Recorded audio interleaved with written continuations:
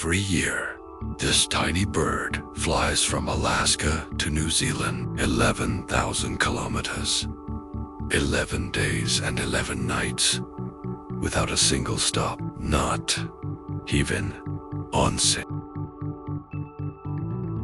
It doesn't land to eat. It doesn't land to sleep. It sleeps while flying, catches insects midair, and keeps its wings moving for 264 hours straight.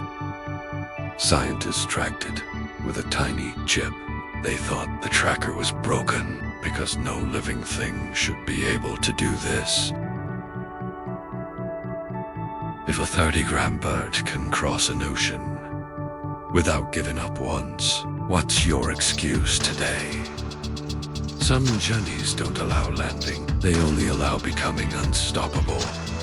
I'm flying. If you're not stopping today,